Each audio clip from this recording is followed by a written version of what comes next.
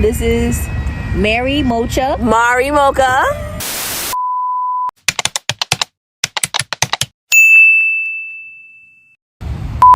I'm gonna need you to keep an eye on this one right there. Usually I'll go to the park and I'll work and I'll sew and I'll stitch and I'll color or I'll draw. This particular day I was working on these pants. I was getting super suspicious because I felt like somebody was watching me, and I was about to pack up my things and leave. But then I said, you know what, I'm just gonna stay. And then the craziest thing happened. Excuse me, I don't mean to interrupt, but I was wondering what you were doing out here. Oh, I'm actually working on these pants. Oh, is this like, are you a designer? I am a designer, yeah. That's cool. Thank you. Are you an artist or is this like a hobby for you? I'm an artist, I am. Do you mind if I interview you, ask you a couple questions? I don't mind at all. Come, have a seat. What motivated you to get started with art? I feel like I've always been an artist. I grew up, I was in a lot of dance classes. I did ballet, tap, jazz, hip hop, African dance. And like my dad was a DJ, so I was always like a hands-on music person. Like I played clarinet, I played saxophone, things like that. So I feel like I've always been an artist in a sense. Is this something that you wanted to do from young? When did it become a real thing that you wanted to materialize? I like to put on a show. I didn't feel like it was something I would ever do professionally. But now it's like, well, if I could have fun and have it my profession, I'm gonna just do both. What was that kind of switch point for you where you realized that you could do this professionally? I know sometimes as kids, people try to deter you from that artistry dream until you get a real job. What point was it that it clicked for you that, no, I don't have to get a real job, this can be my real job? I feel like it was definitely during the pandemic, honestly, because that's when I started my clothing brand, Mocha Things. I started selling clothes and hoodies and things like that, and I actually like made a lot of money from that. And I was like, well, I'm making more money here than like the job that I was working at the time. And I was like, why limit myself to like a 9-to-5 or a clock-in job, or you know, working on building someone else's company when I could have a company of my own. Awesome. And that's so interesting that you got started during COVID. So much was happening there politically, socially. How do you feel your art, if it does, impacts political views or societal issues? I don't want to get That's awesome that you were able to get started during COVID. That was such a trying time. Getting started in such a time like that, do you feel that your art has societal impacts? Yeah, I do. I want everyone in society to know that art is not just on a canvas. Like, you literally can wear art. You can be art. Like, you could put makeup on your face and look like art, you know? Like, it's more than just, you know, a paintbrush and a canvas. Self-expression is art. Everything that you do is art. The food that you eat, the way that you walk is art. And if I can express that message just by like wearing like, you know, cool funky pants, like I'll do that. Just be yourself, you know, wear what you want and just be creative with it. And would you say that's your end goal, or that's your goal of art? No. Oh, so tell us, what's your goal? My end goal? Yes. Like with my art or just in life? With your art. I don't think there is an end goal. I don't see it end with my art at all. Like, I definitely have goals like that I want to achieve, but I don't feel like there's an end. Like, I don't feel like there's going to be something that happens and I'm like, okay, like I did it. Like, I can always do more. There can always be more. So how do you navigate the professional art industry? I know you said you've been doing this since you were a kid. How was it segueing into the professional side of it? How has that been for you? It's been fun. And I didn't think it was going to be as fun as it is, because it's one of those things where you don't know how something is until you try it. And I was very like kind of like antisocial and afraid at first, just because like when it comes to being an artist, like there's a certain level of networking that has to be done. There's a certain level of like social, you have to be like social, like in some capacity. And being social, like from the outside looking in, it's like scary, but then once you get inside, it's like, oh, like, you know, it's not that bad. Like, these people are actually cool. Like, they want to hold a conversation. Like, people have like really good ideas, and it was actually really good. And to answer your question, I feel like the main thing is networking. Like, network. And do you feel you've developed a network of artists and that support you? How do they support you? Or how do you guys support each other? Yeah, there's like a bunch of artists that I know, honestly, like all over, like now. And I feel like we support each other. Like, I see, like, whenever I have events, like, I repost it, or I'll try and show up if I could. Whenever I have events, like, they show up. And it's just good to have that support system of other artists, because I feel like nobody knows artists like artists. Like, sometimes like there's things that I'll do or that I'll say that nobody would understand but an artist. Like, why am I up at 4 a.m. painting right now? Like, to a normal person, like, that's crazy. Like, go to sleep. But it's like, to me, it's like, no, like, I'll stay up for like 36 hours doing a painting, like, and then I'll go to sleep when it's done. Like, it's not something that's crazy or outlandish to me. But it's just one of those things where you just kind of have to find the people who understand you and like give you grace and support you in the ways that you feel like you need. What is something that you dislike about your work, if anything? Oh, I don't dislike anything about what I do. So it doesn't have to be just art questions. I said you can ask me anything. How would you describe yourself in one word?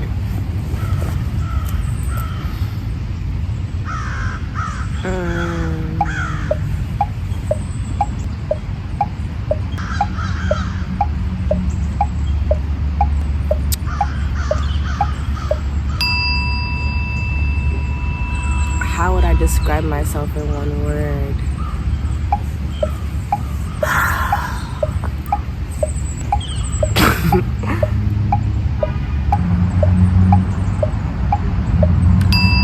I would describe myself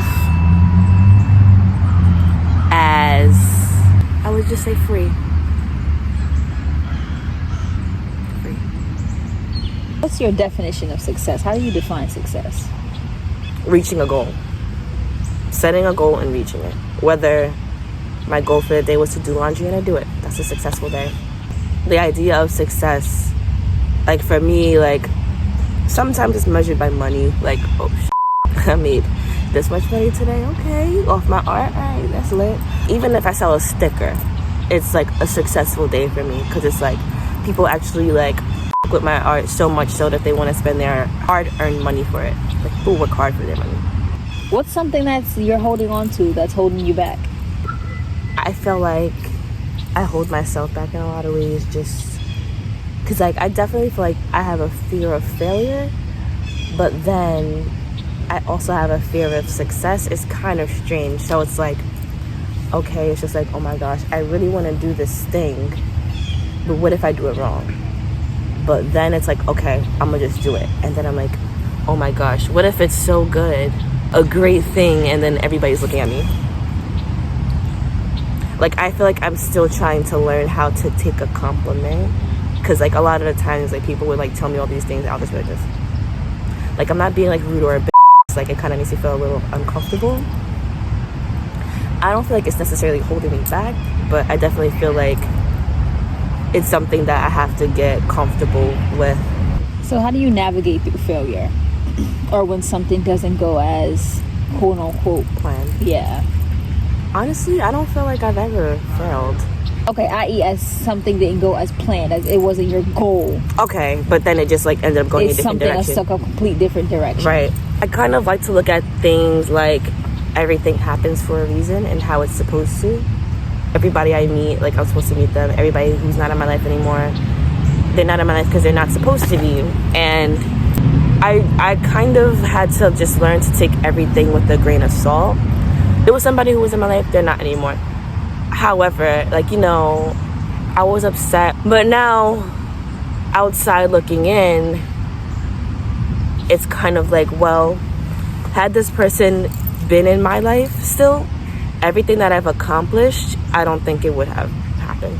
Whenever I have somebody taking up so much of my time, I kind of lose myself within that person, and I don't get the chance to really explore myself and my creativity. Do you feel this is a stage in your life, or do you feel like it's a necessity for you to be able to have all of your time to yourself? I say this in perspective of, do you feel you'll always have to have all your time to yourself? Do you feel you'll never be able to get into a relationship or have children?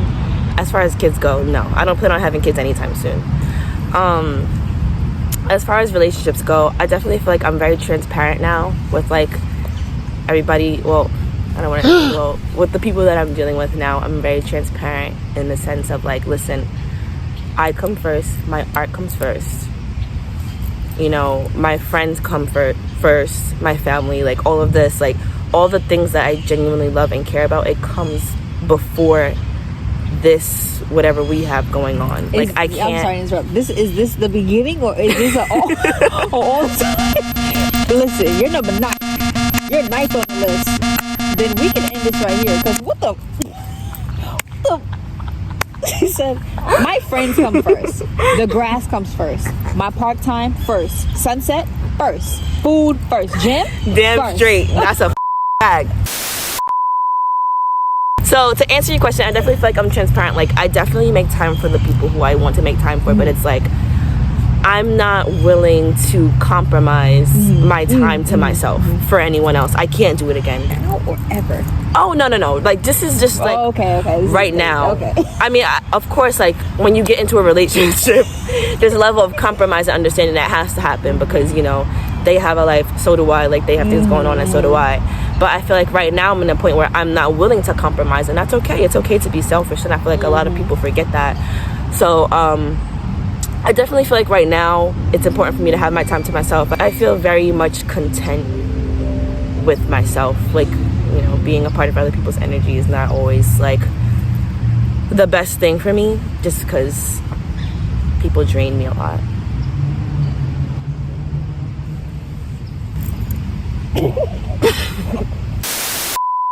What is one thing you would want people to know about you when they meet you for the first time? I would want people to know that I just like to have a good time. Like, I just be vibing. Like, you know, I'm not like, I don't really like drama too much. I love gossip, but I don't like drama. There's a big difference. You know, I'm not really for like the BS. It's BS. They made it up. They lie. At what point does working for a better life become an unhealthy obsession?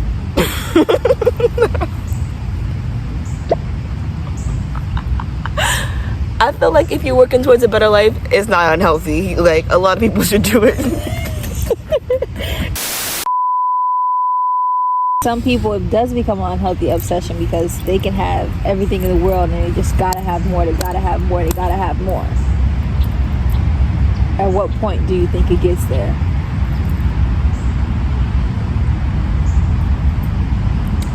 I don't know. I feel like you can always have more, so I'm not the right person to ask that.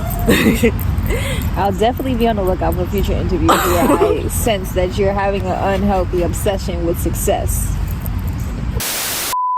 And what's your definition of happiness? Peace. Just serenity.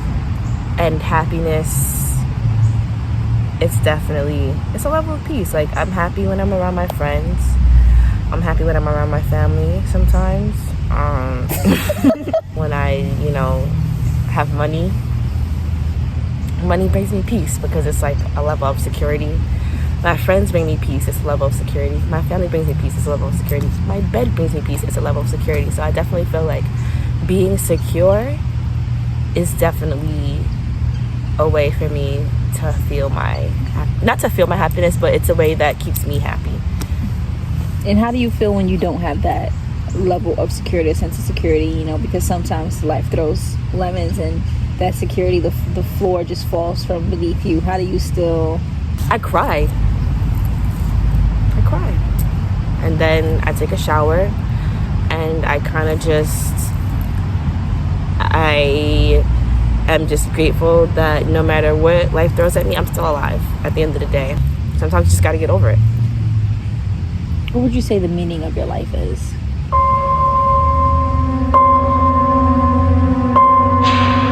What kind of question is that? Would you say that your life has a meaning? Yeah. Tell me. Please, please share. What type of question is that? I asked her the question. She said, yes, it does. I feel like the meaning of my life is just expression.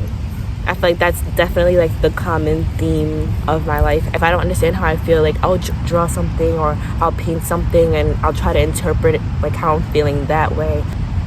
What is your most grateful memory? Experiencing love. In any specific aspect or a specific time or person, or it's just love in general?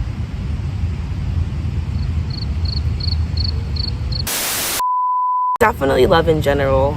The love and support that I get like from my friends is so insane and important to me. Love and support that I get like from my family. Romantic love is really beautiful, but I definitely feel like there's a level of romance that you kind of have to have like within like your friendships too, which is a beautiful thing to experience. Okay, so tell me a little bit about where your self-worth comes from. It comes from what I can accomplish.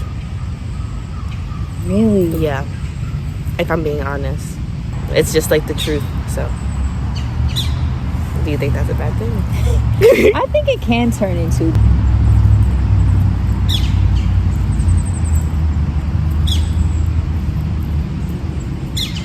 Awesome. So, how do you maintain your composure when someone's being very disrespectful or degrading, or someone who has different views than you and are expressing it in a very malicious manner? I definitely just separate myself. Like I don't really I try not to engage in like arguments or back and forth or things like that, just because I don't like to see myself angry, and I don't like other people to see me angry, and I know that my anger definitely used to get the best of me. So now in this day and age, I kind of, you know what, this person has different views as me, this person doesn't see life the way that I see it, and I don't think we're ever gonna see eye to eye, and I'm not somebody who feels the need to educate anybody on anything. Like I'm not gonna sit here and lay the facts out to you. You can believe what you want to believe, and you can get the So, yeah. If you could reincarnate as anything, what would you reincarnate as? A bird. Why? Because I want to just fly and just go wherever I want to go. Well, you believe in fate. I do. Who is your higher power? Myself. So you would say you're a god. Absolutely. And I feel like everybody should feel that way about themselves. What's one thing you wish was different in your childhood? I just wish I stuck with things and was more consistent with a lot of things as a child.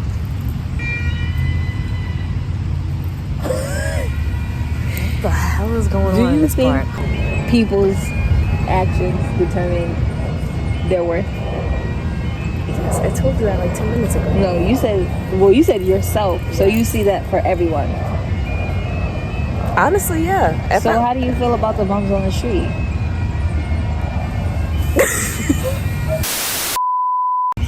So do you think the death penalty is logical? Oh, I'm sorry. Do you think the death penalty is moral? No, absolutely not. But what if he... I think he should be killed, but like not by the government. By like citizens. Next question. Would you rather be a big fish in a small pond or little fish in a big pond? Big fish in a small pond. Really? Yeah. Why? I like attention. Everybody would notice me. But you can't take compliments. What's that paradox with you? I'm a walking contradiction. That's the thing. Where you feel that you want attention, and then when you get it, I'd be like, your eyes wide, googly eyed. I definitely say one thing and do another sometimes. But that's with everybody. Everybody contradicts themselves in some kind of way. Like, let's not get into I don't triple text. Listen, if I get the right text, okay? Okay. If you could get credit for any piece of art, like ever in history or now, what piece of art would you take credit for? Even if I didn't do it? Yeah, That's even if you didn't do it. disrespectful to do. But fine. The pyramids. Because nobody knows I did it. I did it. Fine. And I'm not going to tell you how. If you could tell your younger self any one thing, what would it be? Girl, it's gonna be okay. Stop crying. No, cry. It's okay. Like, I would just give myself a hug and just be like, you're gonna be okay. Like, you're not alone. You're gonna find people who love you and who listen to you and support you and adore you. Just relax, like, just chill, just vibe, girl. You don't gotta be doing all this stuff. What's your worst habit? Procrastination. What does it feel like to remember something? What does it feel like to remember something? You don't want to talk about it on camera? I don't know. I can block the camera. I don't want to talk about it in general. Okay, thank you so much for talking with me today. Once again, this is Mary Mocha. Mari Mocha. I'm making these pants. They should be done soon. So, what should I get to eat? How long is this song? What do you want to eat? I'm hungry. You want to go to What? Tommy's? Yeah, let's go to Tommy's. I have work though. What time you got? 4. Ooh, what time you got to head it out? 2:30. Oh!